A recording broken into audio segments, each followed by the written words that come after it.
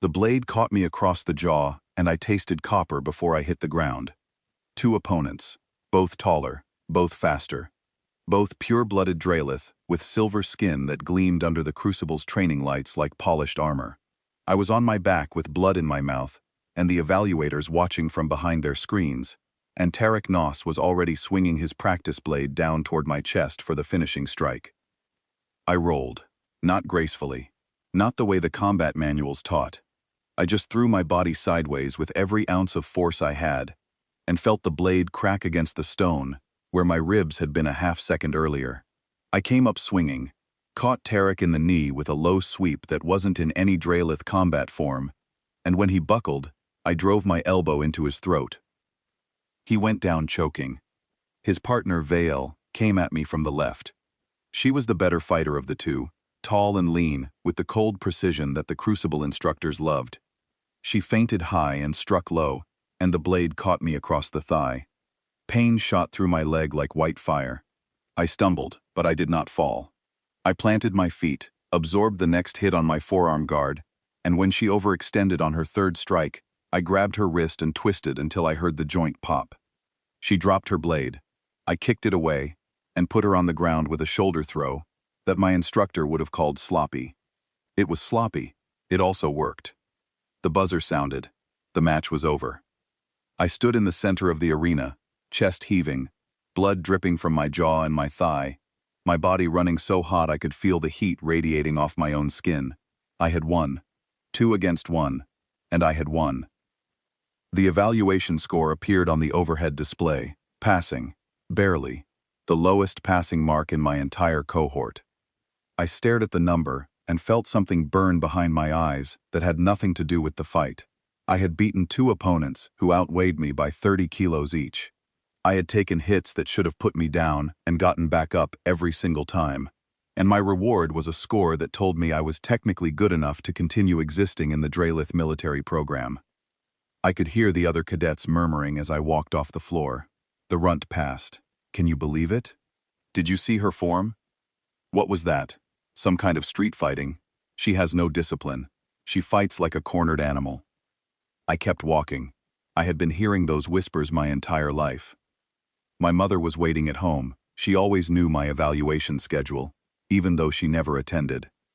High Commander Salith Velshon did not sit in cadet galleries. She commanded the 3rd Fleet of the Draelith hegemony from the bridge of a warship, and she raised me with the same precision she used to coordinate battle formations. Dinner was at the 7th bell, training review at the 8th, sleep by the 10th. Every day, every cycle, no exceptions. I walked into the dining chamber and sat down across from her. She looked at me, saw the fresh bruise on my jaw, and said nothing about it. I passed, I said. I know. Lowest score in the cohort. She set down her eating utensil with a small, careful motion. You defeated 2 opponents in simultaneous combat. The score reflects form, not outcome. The score reflects that I am not good enough. The score reflects that you are different. That word again. Different. I had been hearing it from physicians, instructors, and evaluators since I was old enough to walk. My blood ran warmer than any Draelith on record. My endurance exceeded my size class by factors that the medical staff called anomalous. My skin was silver, but a shade too dark. My fangs were a fraction too short. Every part of me was almost right, but nothing was exactly right. And in a civilization that valued precision above all things, almost was another word for wrong. I do not want to be different, I said. I want to be Draelith. My mother looked at me with an expression I could not read, and for a moment, I thought she was going to say something important, something true, but the moment passed, and she straightened her shoulders and changed the subject entirely. A delegation is arriving tomorrow, she said. A joint operation has been approved by the Hegemony Council. Human military forces will be embedded with the 3rd Fleet for a campaign against Vraxian pirates in the Shale Corridor. I stopped chewing. Humans? On a Draelith warship? On my warship. Yes. Why? Because the Council has determined that the Vraxian threat in the corridor requires combined resources, and the humans have offered a tactical strike team with relevant experience. I pushed my plate away. Humans, The galaxy's most overrated species. Glassbones who shattered under acceleration that a Draelith child could withstand. Feverbloods who ran so hot they had to cool their own ships to survive in them. Mayflies who lived such short, frantic lives that they threw themselves into combat with the recklessness of creatures who had nothing to lose because they were already dying from the moment they were born. They are beneath us, I said. My mother's hand stopped moving. Just for a second. A pause so brief that anyone else would have missed it, but I had spent 17 cycles watching this woman, and I knew every micro-expression in her repertoire. Something about what I said had landed wrong. "You will treat them with professional courtesy," she said, and her voice carried the tone that meant the conversation was finished. The humans arrived the next morning. I watched them disembark from their shuttle through the observation gallery above the docking bay. There were 12 of them. Compared to a Draelith squad, they looked almost fragile, shorter, softer, wrapped in that strange pinkish-brown skin that seemed too thin to protect anything. They carried their equipment with an easy, rolling efficiency that I grudgingly admitted was well-practiced, but their movements lacked the crisp formality of Draelith soldiers. They were constantly looking around, scanning, watching, not with fear, but with a restless, hungry awareness that reminded me of prey animals who had somehow learned to hunt. Their leader stepped off the shuttle last. He was older than the others, mid-40s by human years, which meant he was already past the halfway point of his ridiculous lifespan. He had dark hair streaked with gray at the temples, and a face that looked like it had been used as a practice target for the better part of 2 decades. Scars crossed his left cheek and disappeared beneath his collar. He moved with a quietness that I found unsettling, not the disciplined stillness of a Draelith officer, but something looser, something that suggested he was always ready to move in any direction at any time. His name, according to the briefing file, was Commander Declan Morrow. I was assigned as junior liaison to his squad. The assignment came down from my mother's adjutant, and I read it 3 times to make sure I was not hallucinating. Junior liaison was a punishment detail. It was the job given to cadets who needed to be humbled or washed-out officers who needed to be kept busy. My mother had just assigned me to babysit humans on her own ship, one day after I received the lowest crucible score in my cohort. I wanted to scream. I reported for duty instead. The introductory briefing was held in the secondary tactical room. The human squad filed in on one side. A handful of Draelith officers sat on the other. I stood at the back, wearing my cadet uniform and my worst expression, and watched Commander Morrow take his seat at the conference table. He was reviewing a data pad when he looked up and saw me. I was ready for his eyes to slide over me the way every other senior officers did, barely registering the junior cadet in the corner. That was not what happened. Declan Morrow looked at me and went completely still, not startled, not curious. Still in the way a person goes still when something they have been waiting for finally appears, and they are not ready for it. His eyes held mine. I stared back with every ounce of contempt I could project, daring him to look away first, daring this fragile human to think he could hold a Draelith gaze. He looked away, but not like he had lost. He looked away like something behind his eyes had cracked, and he needed a moment to put it back together. Weakness, I decided. Humans were emotional creatures. Everyone knew that. They cried, they laughed, they formed attachments to everything, and they broke easily. Commander Morrow was no different. The briefing proceeded. I paid attention to the tactical overview and ignored the humans as thoroughly as I could. When it ended, I filed out with the other Draelith officers and paused at the door to check my assignment schedule. That was when I saw my mother. She was standing in the observation corridor above the briefing room, watching through the one-way glass. She was watching Declan Morrow, who was still gathering his materials at the table below. I had never seen that expression on my mother's face before. High Commander Salith Velshane was the most controlled person I had ever known. Every expression she wore was calculated, measured, deployed with the same strategic precision she applied to fleet engagements. But the way she looked at that human was none of those things. It was raw. It was open. It was the face of someone looking at something they had lost a long time ago, and the loss still had teeth. She noticed me watching, and the expression vanished so fast it might have been a trick of the light. "Report to your station, cadet," she said. I reported to my station. But I could not stop thinking about the way my mother's hands had been trembling when she turned away from the glass. I gave the humans nothing. That was my strategy for surviving the liaison assignment with my dignity intact. I answered their questions with the minimum number of words required. I provided directions using clipped, formal Drelith that I knew was difficult for their translators to process. I offered no cultural context, no hospitality, and no warmth of any kind. If the hegemony wanted me to babysit these feverbloods, I would do it with all the enthusiasm of a prison guard. Declan's squad noticed. They were not stupid. A woman named Laura Beckett, his second-in-command, gave me a look on the second day that communicated very clearly that she had dealt with worse attitudes than mine and found them boring.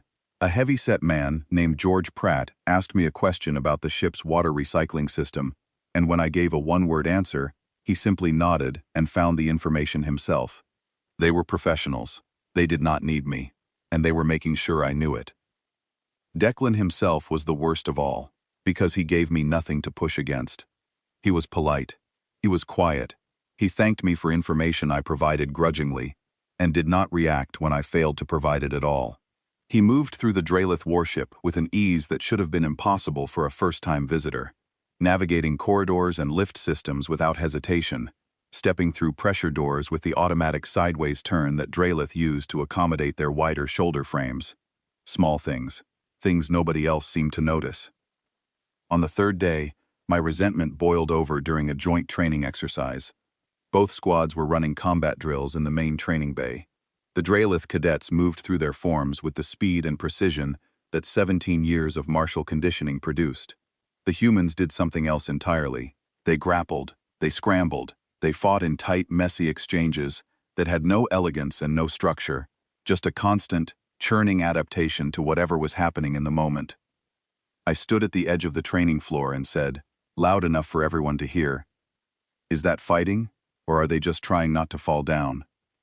Several Drelith cadets laughed. The humans paused. Laura Beckett's expression went flat and dangerous. Declan walked over. He was not angry. He was not offended. He looked at me with that same calm, unreadable expression and said, "Would you like to show us the difference? I am always interested in learning from a superior technique." It was a challenge disguised as a request. Everyone in the room knew it. Refusing would have made me look afraid of a human. Accepting meant fighting him in front of both squads. "Gladly," I said. We stepped onto the sparring floor. The rules were standard. No weapons. No lethal strikes. First combatant to yield or be pinned for a 3-count lost. An evaluator from the Drelith side would officiate. I was not worried. I had every advantage. I was faster. I had longer reach. I had trained in Drelith combat forms since I could stand. Declan was older, slower, and human. This would be over in 30 seconds. The evaluator signaled the start, and I attacked immediately. A straight combination, high-low-high, the opening sequence of the third form. Fast, precise, efficient. Declan took the first hit on his forearm block. He took the second on his shoulder. He did not try to dodge. He absorbed the impacts, reading me, watching my footwork with those dark, focused eyes. I pressed harder. Fourth form transition into a sweep combination. My foot hooked behind his ankle and I pulled. He shifted his weight just enough to stay standing, and for the first time he moved forward. Not attacking, just closing distance, taking away my reach advantage. I hit him. Hard, clean strikes that connected with his ribs, his guard, his shoulder. Every hit landed, and every hit felt like punching something that simply refused to acknowledge the impact. He did not wince. He did not back up. He adjusted. After every combination I threw, he changed something about his position, his guard, his angle. The same attack never worked the same way twice. 2 minutes in, and I was breathing harder than I should have been. 3 minutes, and I could feel the heat building in my muscles, that strange furnace that lived inside me and burned through energy faster than any Drelith body should. 4 minutes, and I landed a combination that should have staggered him, and he just rolled with it and came back to center. He was not trying to win. The realization hit me like ice water. Declan Morrow was not trying to beat me. He was studying me, learning my patterns, cataloging my tendencies, watching the way I moved the way a scholar watches a subject they find fascinating. 5 minutes. 6. 7. I was drenched in sweat, my muscles burning with an intensity that terrified me, because Drelith did not sweat like this. Drelith did not overheat like this. My body was betraying me in front of everyone, running on some internal engine that produced too much heat and burned too much fuel. At the 8-minute mark, the evaluator called the match. A draw. Neither combatant had yielded or been pinned. A draw with a human. I stood on the sparring floor with my chest heaving and my skin radiating heat like a reactor, and I felt the silence of the room settle over me like a burial shroud. A draw was worse than a loss. A loss could be excused. A draw meant that a human had matched a Drelith cadet, and neither had broken first. Declan extended his hand, a human gesture of respect. I stared at it, turned, and walked off the floor without a word. Over the next 2 days, I could not stop watching him, and I hated myself for it. He knew the ship too well. That was the first thing. He navigated corridors that were not on any visitor map. He used a shortcut through the engineering section that only senior crew knew about. When a pressure door malfunctioned, he manually overrode it using a Drelith command sequence that he entered from memory. The second thing was the language. I heard him mutter something under his breath during a tactical briefing, when one of the Drelith captains proposed a particularly aggressive flanking pattern. The words were Old Drelith, a military expression that roughly translated to, "Bold steel bends easy." It was an expression my mother used constantly. I had never heard it from anyone else. The third thing was the way he caught a falling data pad. One of his squad members knocked it off a console, and Declan's hand shot out and snagged it with a reflex that compensated perfectly for the ship's gravity. Our gravity was stronger than standard human shipboard gravity. First-time visitors fumbled everything for the first week while their bodies adjusted. Declan moved through our gravity like he had trained in it. And the fourth thing, the thing that kept me awake at night, was the way he looked at me. Not with contempt, not with amusement, not even with the professional detachment of a senior officer dealing with a hostile junior. He looked at me with something guarded and careful and terribly sad, like a man watching something precious through a window he was not allowed to open. The fleet reached the outer boundary of the Shale corridor, 6 days after the humans came aboard. Intelligence had projected a Vraxian pirate force of approximately 40 vessels, hit-and-run raiders, standard corridor clearance operation. The long-range sensors told a different story. I was in the tactical center when the updated scans came through, and I watched 3 different Drelith officers go rigid at the same moment. The Vraxian force was not 40 ships. It was 112. Heavy cruisers, attack frigates, carrier-class vessels with fighter complements. This was not a raiding party. This was an invasion screen. My mother appeared on the command display within minutes, broadcasting from the bridge. Her voice was iron. She ordered immediate fleet repositioning, defensive formation Keth 7, and all combat personnel to battle stations. The emergency tactical briefing that followed was the first time I saw my mother and Declan interact as professionals, and it changed something inside me that I could not name. Salith outlined the threat.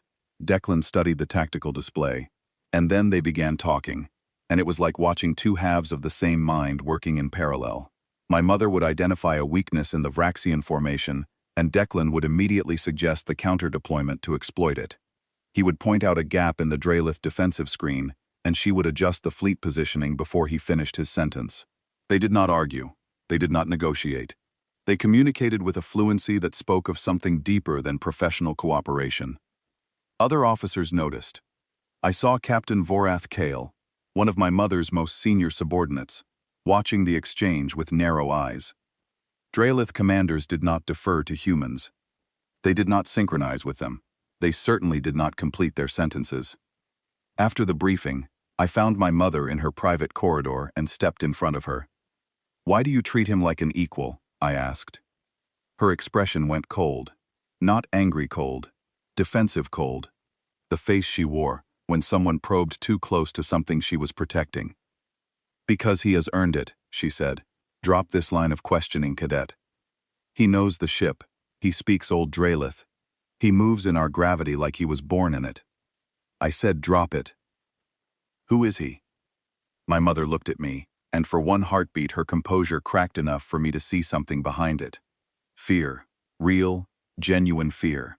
The kind I had never seen on the face of a woman who commanded warships. "He is the commander of the human tactical unit," she said carefully. "That is all you need to know. Report to your station." I reported to my station, but I did not sleep that night. I lay in my bunk with my body running too hot and my mind running too fast, and I thought about the way Declan Morrow looked at me, like he was memorizing my face for a future where he might not see it again. And I thought about the way my mother's hands were shaking when she walked away. The Vraxians hit us 4 hours before dawn. I was in the gunner's bay of the escort cruiser Pale Vigil when the first salvo punched through our forward shield array and turned the corridor outside my station into a cascade of sparks and shrapnel. The ship lurched hard enough to throw me sideways into the bulkhead, and before I had finished getting back to my feet, the second salvo arrived and the lights went out. Emergency power kicked in 3 seconds later.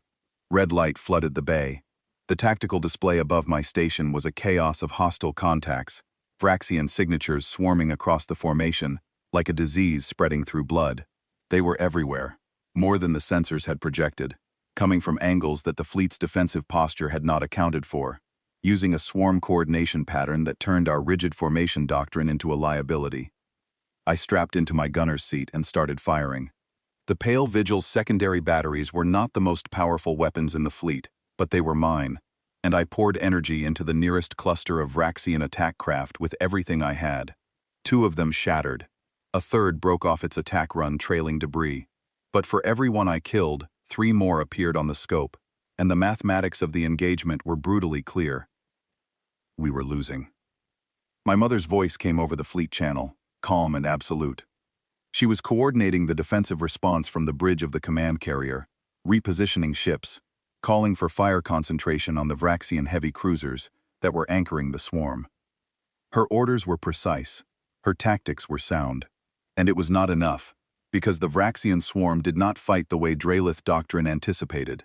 They adapted, they shifted, they poured through gaps in our formation the moment those gaps appeared, and struck at weak points that our rigid positioning could not protect.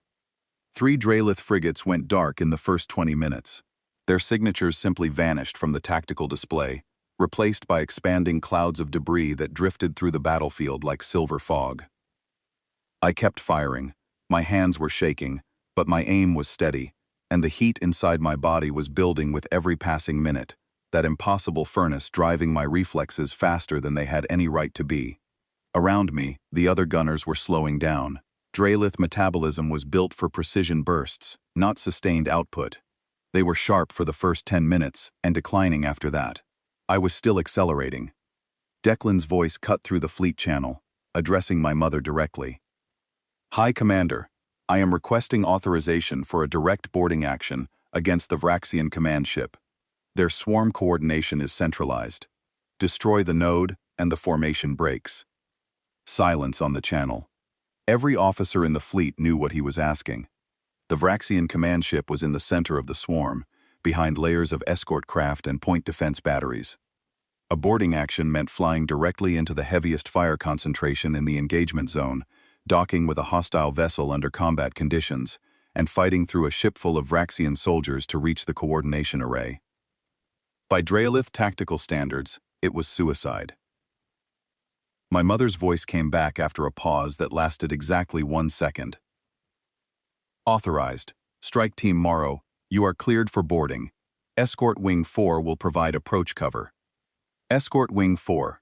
My wing, my ship. The Pale Vigil broke formation, along with 3 other escort cruisers, and we fell in around the human boarding shuttles as they launched from the command carrier. There were 4 shuttles, each carrying 3 members of Declan's squad, 12 humans in 4 tin cans, heading directly into the throat of the swarm.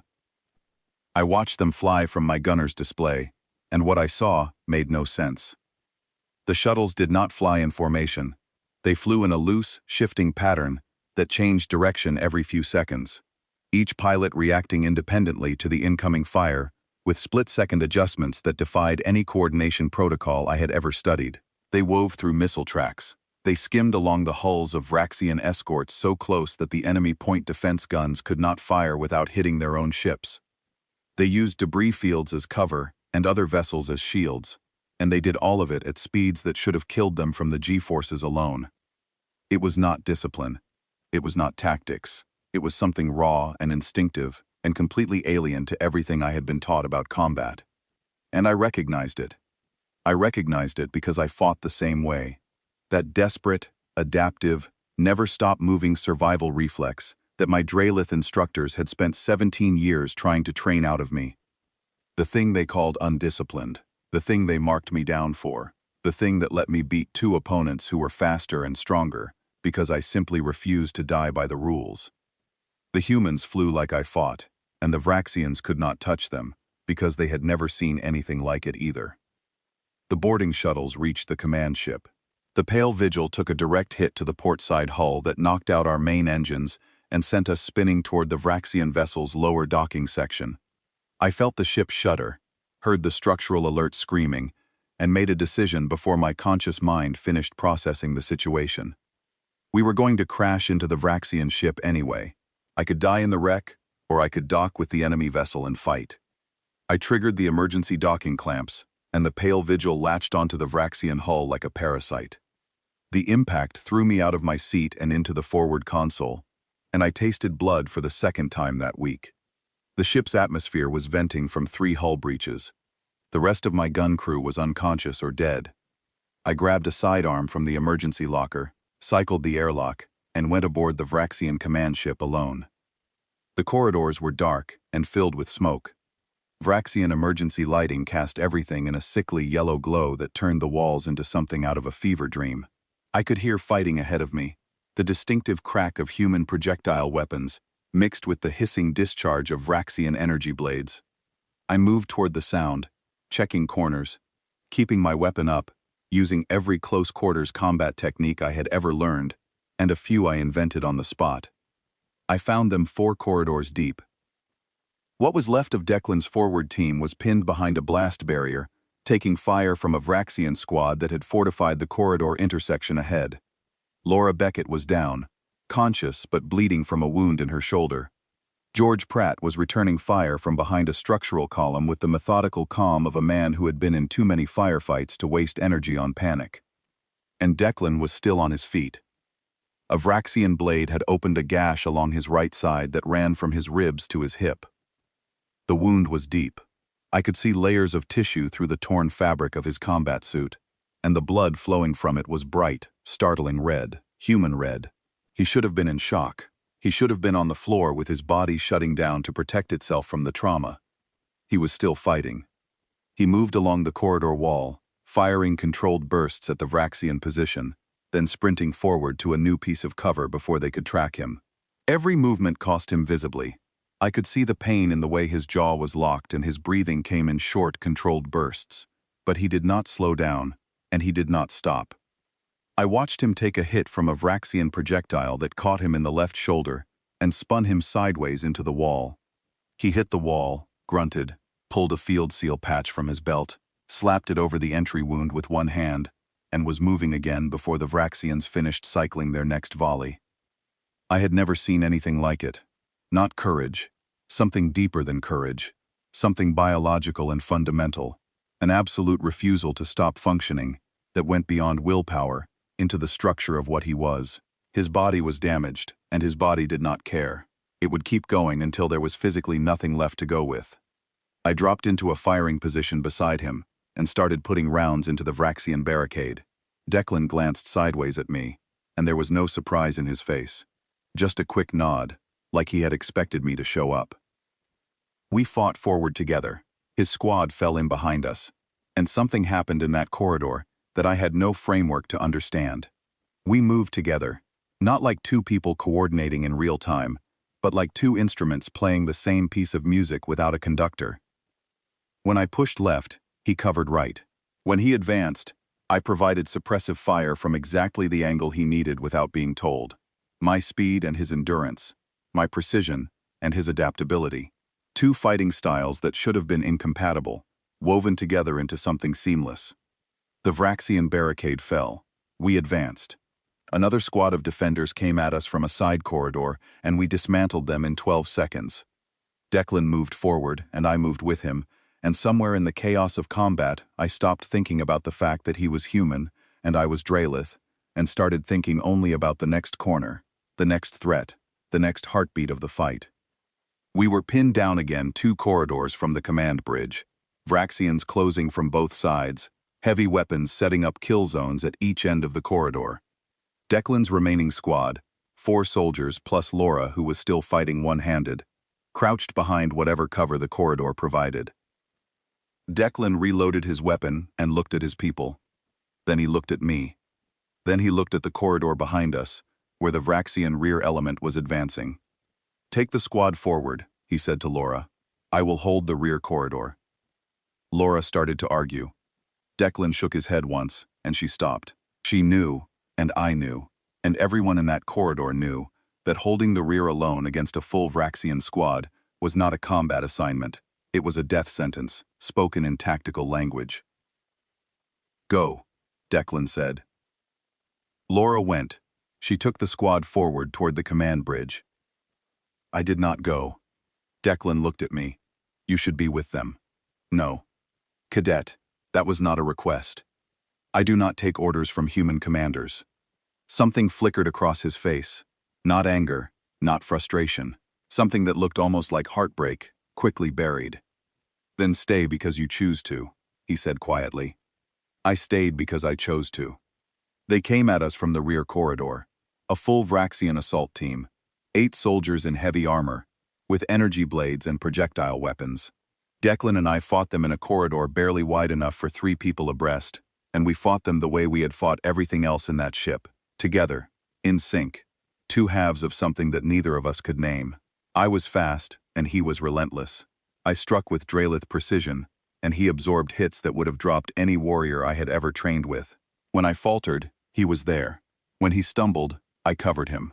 We killed 6 of the 8, and drove the remaining 2 back, and when the corridor finally went silent, we stood side by side in the smoke and the dim yellow light, both bleeding, both breathing hard, both alive.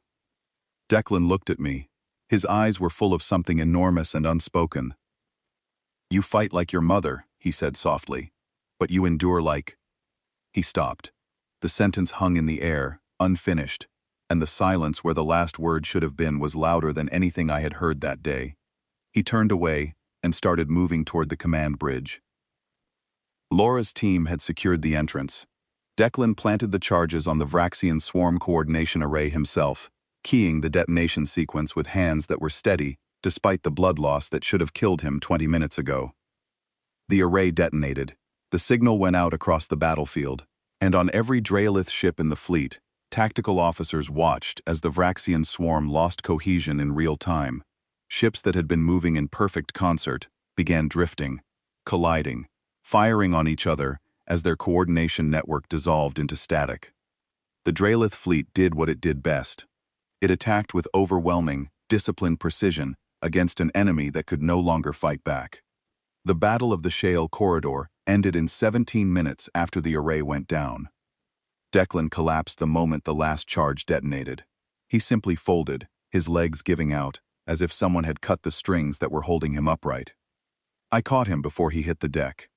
He was lighter than I expected, lighter than a Draelith of his frame would be. His blood was on my hands, that startling human red, and it was warm against my skin.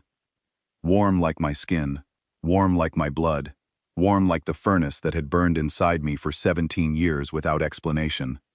I held him until the medical team arrived. He was unconscious by then, his breathing shallow and uneven, his pulse weak under my fingers. I sat on the deck of the Vraxian command bridge, with a human warrior's blood on my hands and my armor, and something vast and terrifying was assembling itself in the back of my mind. Pieces of a puzzle I had never known I was solving, clicking into place one after another. The medical team took him, stabilized him, transported him back to the command carrier. I went through post-combat medical screening in a daze. The medtech who processed me was efficient and disinterested, running standard scans, cataloging injuries, drawing blood for the mandatory post-engagement analysis. She stopped halfway through the blood work, frowned, ran it again. Cadet Veljushan, she said, and her voice had changed from bored to very alert. Your hemoglobin structure is flagging a non-standard binding protein. Your iron-carrying molecules are not consistent with Drelith baseline. I stared at her. What does that mean? She pulled up the molecular comparison on her display. Two structures side by side. One was standard Drelith hemoglobin, silver-tinted, optimized for cold-blooded oxygen transport. The other was mine. It was different. The iron-binding proteins were arranged in a configuration I had never seen in any Drelith medical text. But I had seen it once, in a xenobiology course. It was human. My hemoglobin carried human sequence iron-binding proteins. My blood was not Drelith blood. It was something else. Something in between. I left the medical bay without finishing the screening.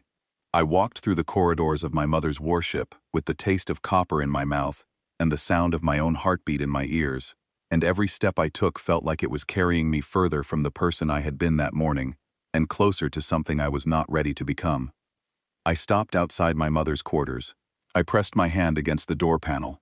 The door opened because my biometrics were keyed to her private chambers, as they had been since I was a child. She was inside. She was sitting at her desk with her hands flat on the surface and her eyes closed, and she looked like someone who had been waiting for a very long time for something terrible to arrive. She opened her eyes and saw my face, and she knew. Before I said a word, she knew. Is Commander Morrow my father? I said it standing in the doorway of my mother's quarters, with the blood of two species drying on my armor, and the wreckage of my identity scattered around my feet like debris from a hull breach. I did not raise my voice. I did not accuse. I spoke with the terrible, precise calm of someone who has already assembled the evidence and is merely requesting confirmation of the verdict. My mother did not flinch. High Commander Salith Velshan had faced hostile fleets, political tribunals, and assassination attempts without losing her composure. But she did something I had never seen her do in 17 years of watching. She sat down. Not collapsed, not crumbled. She lowered herself into her chair, with the deliberate control of someone whose body has just received an order it does not want to execute. Her jaw tightened. Her eyes closed for exactly 2 seconds. When they opened again, they were wet. Yes, she said. The word hung in the air between us, small and enormous at the same time. I had expected it. I had assembled every piece of evidence over the past week and arranged them into a conclusion that was logically inescapable. The warm blood, the endurance, the hemoglobin, the way Declan looked at me, the way my mother looked at him. I had known before I walked through the door. Knowing did not make hearing it any easier. How? I said. Not a question about biology. A question about everything. How did this happen? How did you hide it? How did I live 17 years believing I was something I was not? My mother pressed her hands flat against the desk surface, as if she needed the contact to anchor herself to something solid. 18 years ago, she said, I was Captain Velshane, 3rd rank, assigned to a joint patrol along the Cathani border during the territorial conflict. The hegemony had reluctantly agreed to coordinate with a human naval contingent to secure the corridor against Cathani incursion. I considered the assignment beneath me. Humans were a lesser species, and working alongside them was an insult to my commission. She paused. Her voice, which had begun in the controlled register I knew so well, shifted into something raw. Declan was a lieutenant, 26 years old. He commanded a fast attack boat, 8 crew, minimal armament. His tactical instincts were better than any officer I had served with, Drelith or otherwise. During the first joint engagement, his boat drew fire to protect a Drelith transport that had lost its shields. He took damage that should have killed his entire crew. He lost 2 people, and still completed the escort. I reviewed the engagement logs afterward, because I could not believe what I had seen. You respected him, I said. I was furious with him. Furious that a human had outperformed my own officers. Furious that his recklessness had worked when it should have gotten him killed. I confronted him about his tactics. He listened to every word I said, then showed me the alternative tactical models he had considered, and explained why the one he chose gave the protected transport the highest survival probability. He was right. I was wrong. I had never been wrong about tactics before. She looked at her hands. I realized they were trembling again. We served together for 2 years. The professional respect became something else, something the Draelith language does not have a word for. Humans call it love. I did not call it anything, because I did not know what it was. I only knew that when he was in the room, something inside me that I had kept locked and guarded my entire life opened, and I could not close it again. I said nothing. I stood in the doorway and listened to my mother dismantle the foundation of everything I believed about her and about myself, and I did not move, because I was afraid that if I moved, I would shatter. When I discovered I was carrying you, I knew what it meant. A hybrid child. Half human, half Draelith. In the hegemony, it would be an abomination. My rank, my house, my bloodline, everything I had built would be destroyed. And worse, you would grow up marked, targeted, an object of disgust in a civilization that values genetic purity above almost all other things. And Declan? I asked. Declan wanted to stay. Her voice cracked on the word. Just slightly, just enough. He wanted to raise you. Together. He said we could find a neutral station, a human colony, somewhere outside hegemony jurisdiction. He said he did not care about his career, or his species' opinion, or anything else. He cared about you, about us. But you did not let him. I told him you died during birth. The sentence landed like a blade, clean, precise, and deep enough to reach something vital. He believed me, she continued. I am a skilled liar. I always have been. He mourned you for months. His commanding officer filed reports about his deterioration. He eventually transferred to a different fleet sector, and I never saw him again. Until now. I felt my hands curl into fists at my sides. Not from anger, from the sheer, physical need to hold on to something, while the ground beneath me dissolved. You let me grow up thinking I was defective, I said. Every physician who could not explain my temperature. Every instructor who marked me down for fighting wrong. Every cadet who called me the runt. You knew why. You knew every time. And you let me believe it was my failure.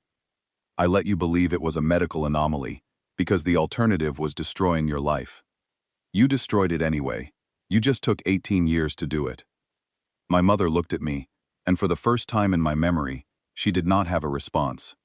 The high commander who always had an answer, a strategy, a calculated reply, sat in her chair with her hands shaking, and her eyes bright with something I had never associated with her, and she had nothing to say. I turned and walked out. The corridor was empty. Night cycle on a warship meant minimal crew, reduced lighting, the quiet hum of systems running at maintenance power. I walked through it without knowing where I was going, my mind cycling through 17 years of memories that had just been rewritten. Every time I could not keep up with the cold-blooded Draelith cadets because my body ran too hot. Every time my endurance outlasted opponents twice my size, and nobody could explain why. Every time I looked in the mirror and saw features that were almost right, but not quite. The too dark skin, the too short fangs, the eyes that held expressions too openly, because human eyes were made for expressing, and Draelith eyes were not. I was not a broken Draelith.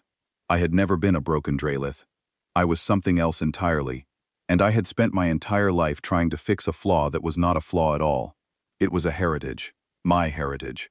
Half of me belonged to a species I had spent 17 years despising, and the other half belonged to a mother who had protected me by lying to me so thoroughly that I had built my entire identity on the lie. I found myself outside the medical bay. I did not remember deciding to come here. My feet had carried me on their own, following an instinct I did not want to examine too closely. Declan was inside, conscious, propped up in a recovery bed with medical monitoring equipment attached to his arms and chest. He looked diminished in the white light of the med bay, older and more fragile than the man who had fought through a Vraxian warship 3 hours ago. The wound on his side was sealed, but the tissue regeneration would take days. His shoulder was immobilized. His skin was pale from blood loss. He looked up when I entered, and the expression on his face was the same one I had been trying to identify since the first day he came aboard. I could read it now. It was the face of a man who had been told his daughter was dead and had never fully believed it, who had carried 18 years of doubt and hope in equal measure, who had volunteered for a dangerous mission in enemy space, because there was a chance, however small, that the child he had mourned was alive. I sat down in the chair beside his bed. He did not speak. I did not speak. The silence between us was enormous, but it was not empty. It was full of 18 years of things that should have been said and were not. "Did you know?" I finally asked.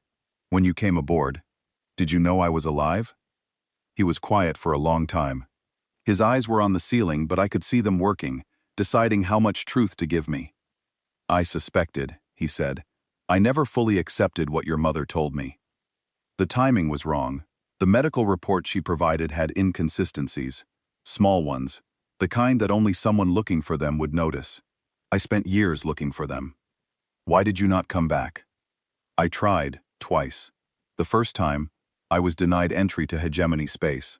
The second time, I made it as far as the border station before hegemony intelligence intercepted me and made it very clear that my presence was not welcome and would not be tolerated.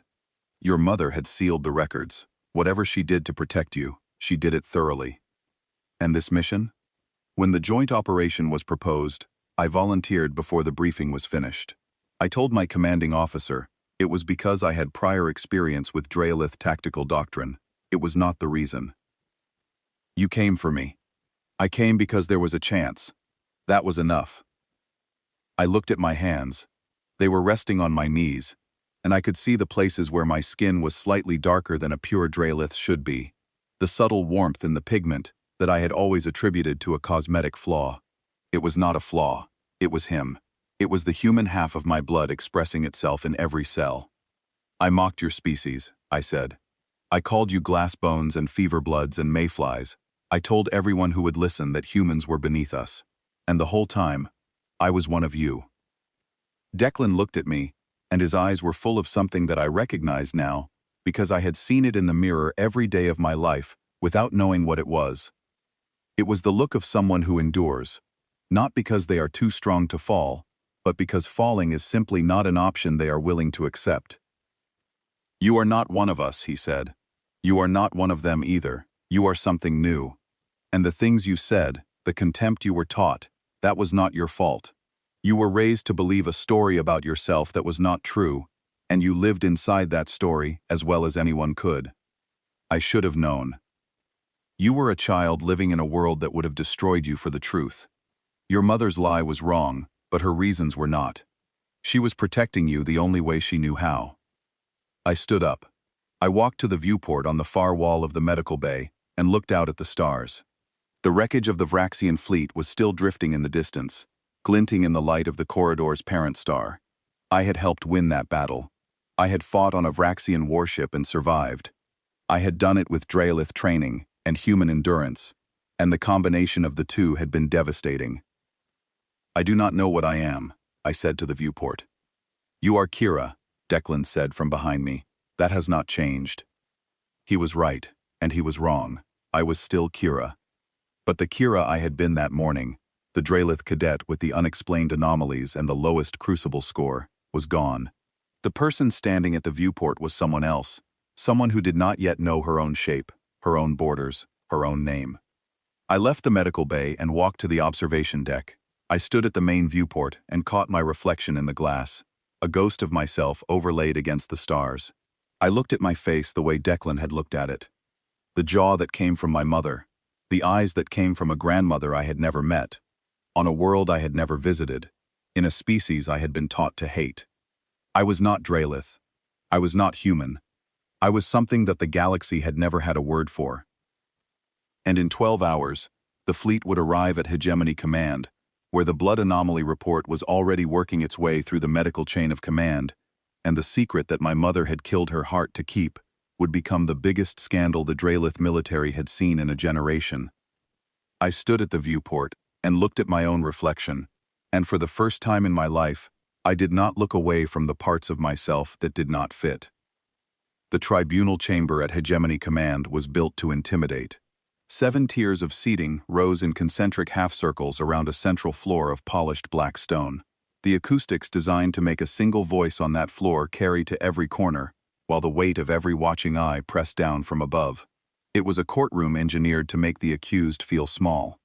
My mother stood on that floor and looked like she owned it.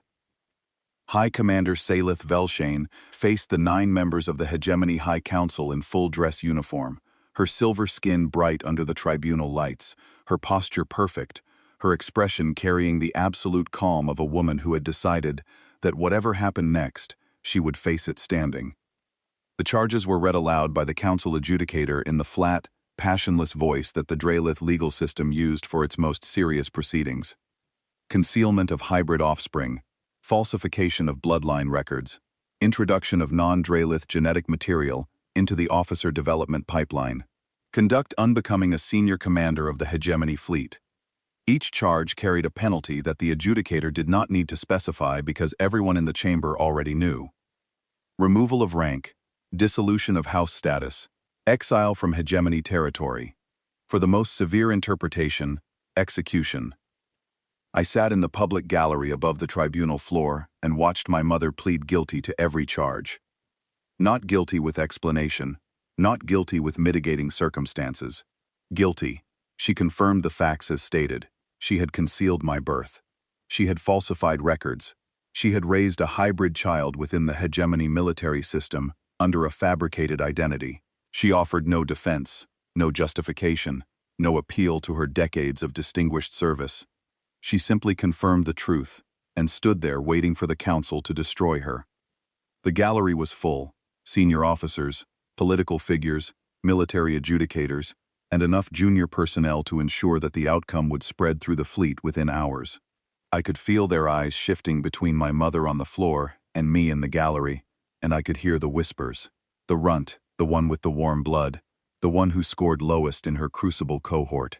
Half human, contaminated, an abomination walking the corridors of a Drelith warship in a Drelith uniform that she had no right to wear. The council chair, an ancient Drelith named Councillor Verith, whose face looked like it had been carved from frozen steel, leaned forward in her seat. "High Commander Velshane," she said, "you understand that a guilty plea with no defense constitutes acceptance of the maximum prescribed penalty."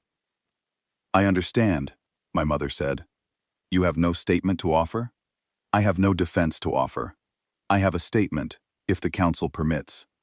Verith gestured. My mother looked up at the tiers of faces above her. "I did what I did to protect my daughter. I would do it again. That is my statement."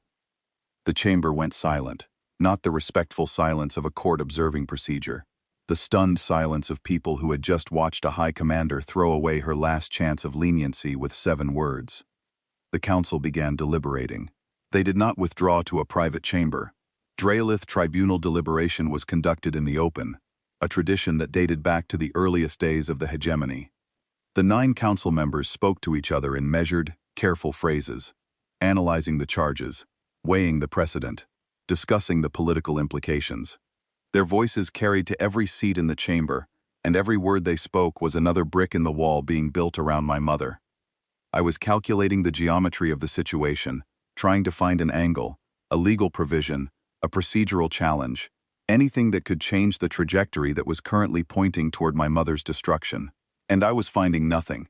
Drelith law was precise. The charges were accurately stated. The guilty plea eliminated any room for legal maneuvering.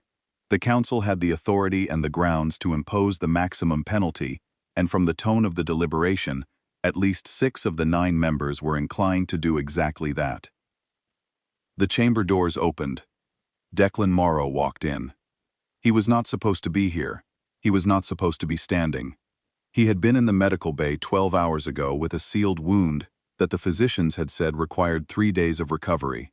He was wearing his human dress uniform, which was wrinkled and slightly bloody because he had clearly put it on over bandages that were not fully set, and he was moving with the controlled, determined gait of a man who was staying upright through willpower alone.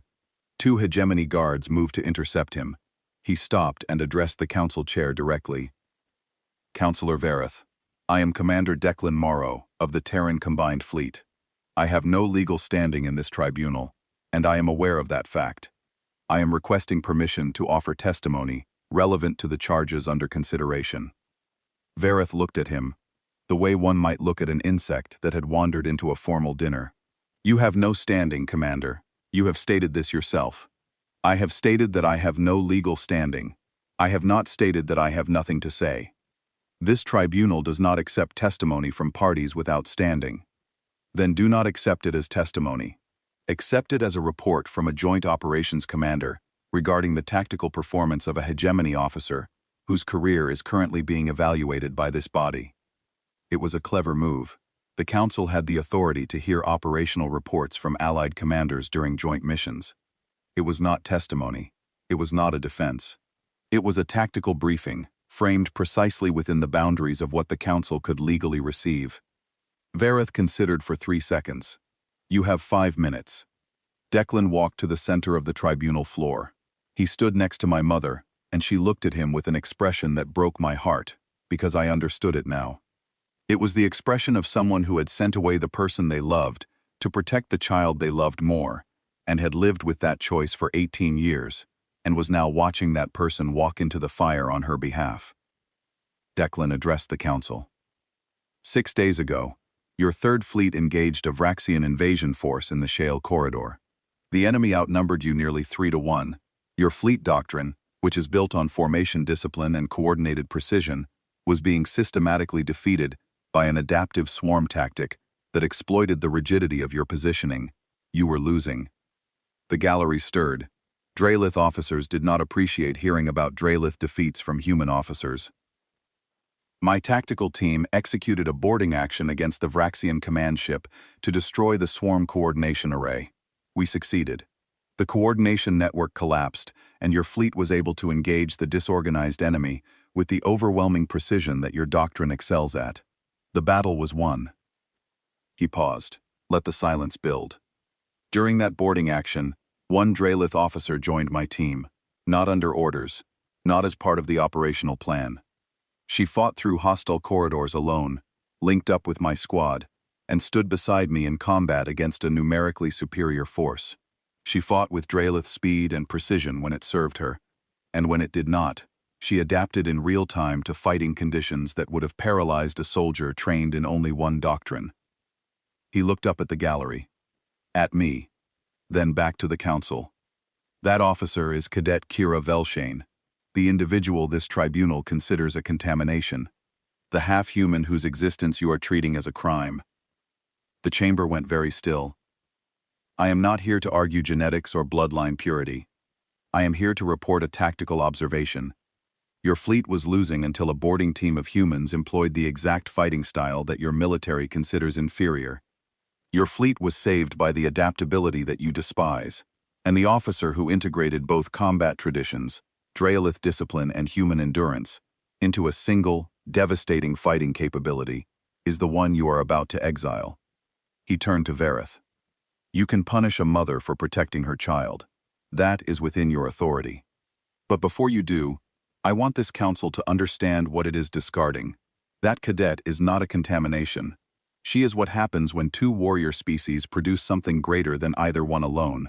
And if you cannot see that, then your civilization is not as intelligent as it believes itself to be.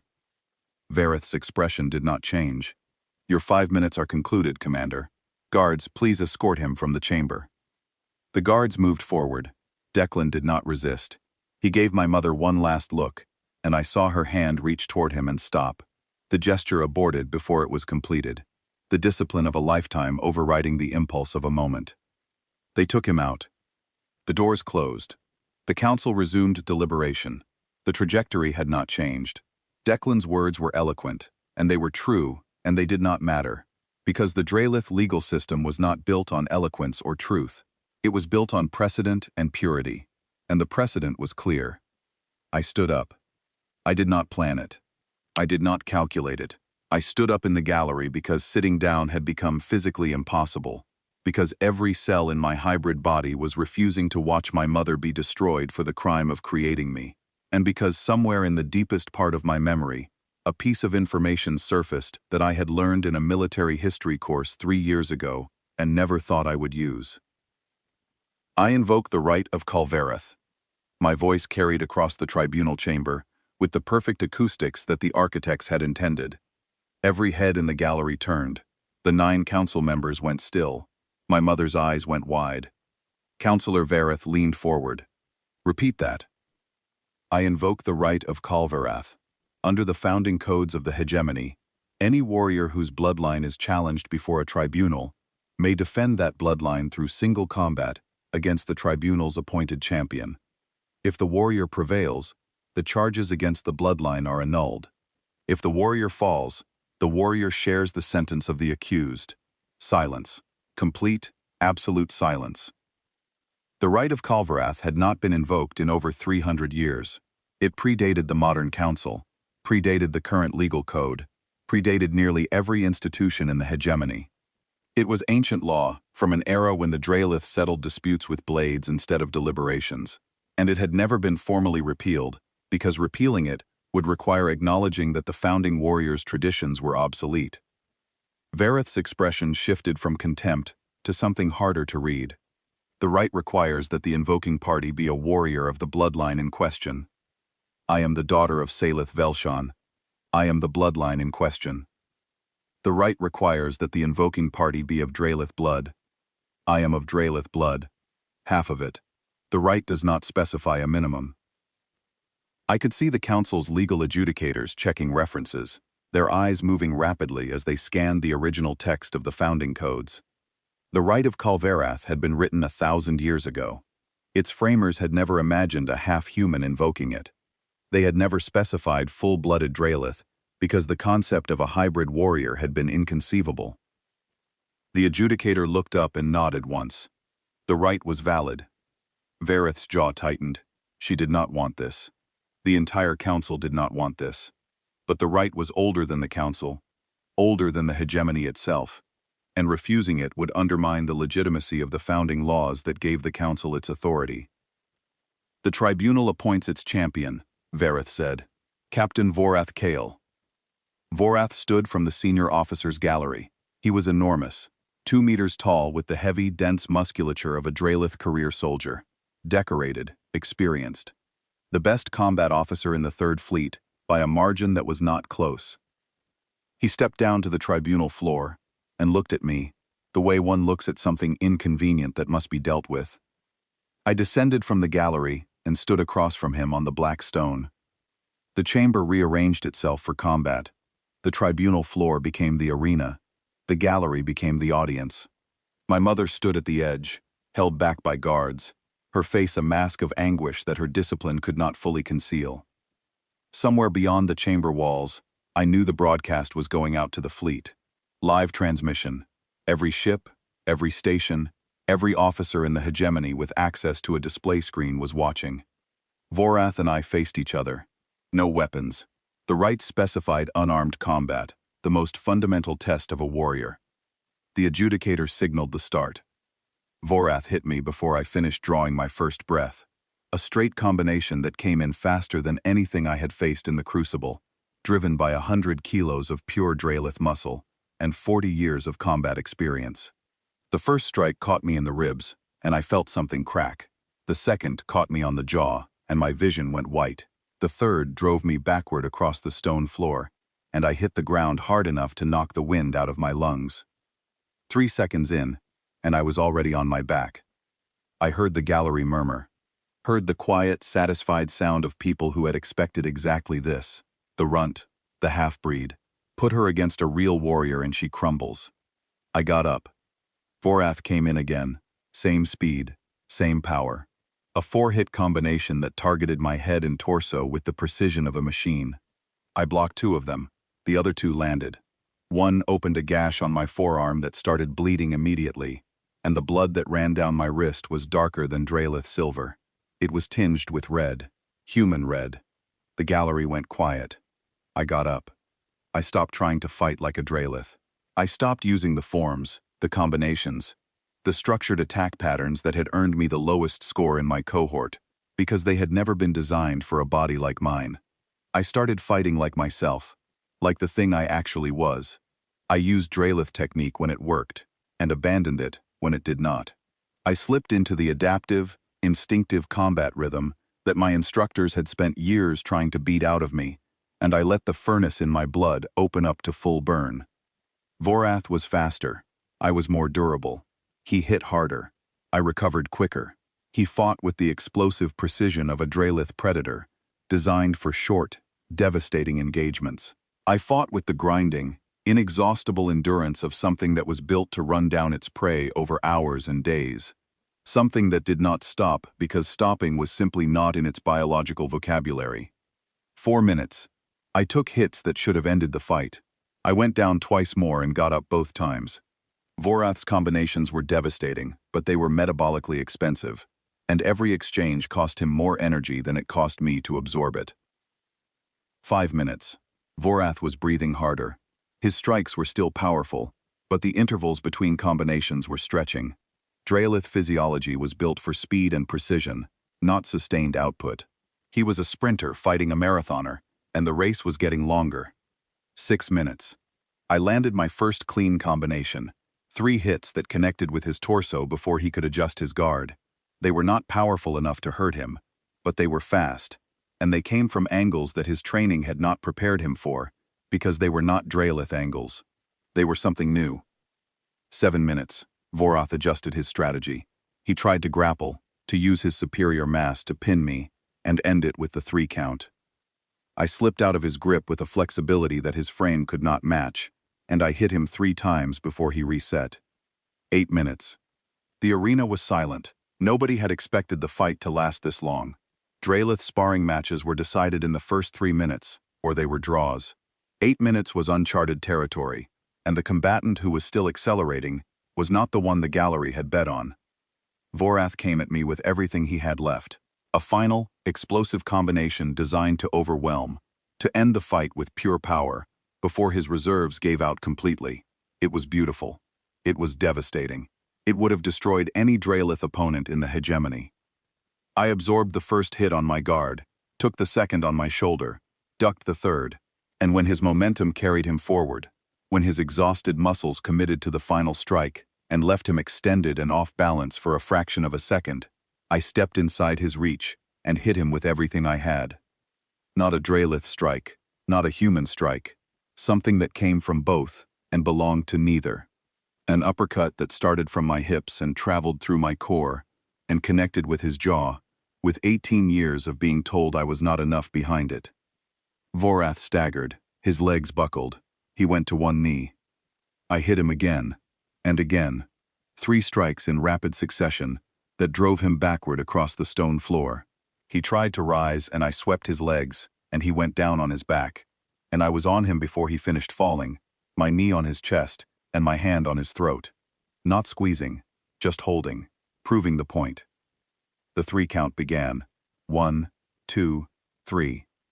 The adjudicator's voice rang across the chamber. The right is satisfied. The warrior prevails. All charges against the bloodline of Velshane are annulled. The tribunal chamber exploded into noise. I could not process most of it. I was kneeling on the chest of a warrior twice my size, bleeding from a dozen wounds, my body burning with a heat that felt like it might consume me from the inside, and the only thing I could see clearly was my mother's face on the far side of the arena. She was crying. Salith Velshan, High Commander of the Third Fleet, the most controlled person I had ever known, was standing at the edge of the tribunal floor with tears running down her silver skin and her hand pressed against her mouth. I stood up, offered my hand to Vorath. He looked at it for a long moment, and something shifted in his eyes. Not warmth, not acceptance, but a grudging recognition that the outcome he had witnessed was real, and that denying it would diminish him more than the loss already had. He took my hand and let me pull him to his feet. The crowd was still reacting. I walked through the noise toward the chamber exit. The council members were conferring rapidly, processing the legal implications of what had just happened. A half-human warrior had invoked an ancient right and defeated the tribunal's champion in unarmed combat, in front of the entire fleet. The charges were annulled. That was the law. But the precedent, the implication, the crack in the wall of Dralith genetic supremacy, that could not be annulled. I pushed through the chamber doors and into the corridor beyond. Declan was there. He was leaning against the wall because standing unsupported was still beyond him. His human dress uniform was creased, and his face was drawn with pain and exhaustion. But he was there, and when I came through the doors, he straightened up and looked at me with those dark, steady eyes that I now understood I had inherited. Neither of us spoke. There were no words for this moment, in Drelith or in English. Two strangers who shared blood. A father and daughter meeting for the first time with 18 years of lost history between them, and no map for what came next. I stepped forward and let him put his arms around me. It was awkward. We were both injured, and neither of us knew how to do this. He held me carefully, like something precious and fragile, and I held him back with a grip that was probably too tight, because I was not fragile at all, and I needed him to know that. His heartbeat was rapid against my ear, faster than a Drelith pulse, running hot, running warm, the same rhythm that had lived inside my chest my entire life, and that I had never been able to explain. The chamber doors opened again. My mother walked out. She stopped when she saw us. She stood in the corridor, the High Commander of the Third Fleet, the woman who had given up love to protect her child, and given up truth to protect her secret, and had nearly given up her life to protect them both. She stood there, and she looked lost. I did not let go of Declan, but I extended one hand toward her, palm open, an invitation, not a command. She took it. The three of us stood in the corridor of the most powerful military installation in the Drelith hegemony, and for the first time in 18 years, we were complete. Not healed, not fixed. There was too much damage and too many years, and too many lies for anything to be fixed that easily. But complete. All three pieces of a family that should never have been separated, standing together in the open, in public, in front of anyone who cared to look.